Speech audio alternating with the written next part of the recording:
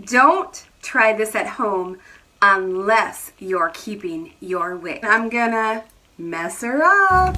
So I'm gonna give her a good spritz with water, and then I'm really gonna dig in there and work on that permatease, lift the hair fibers up and over the permatease.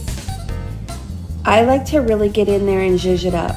Now I wanna tell you guys, you do not have to do this process. If you like the flatter look of the wig, the way it looks just out of the box, that's okay too. This is just how I like to do it, how I feel comfortable wearing a wig. I just use water on these curly styles and I scrunch. Now I'm just gonna twist up those curls a little bit just to keep them away from my face. And there you have it.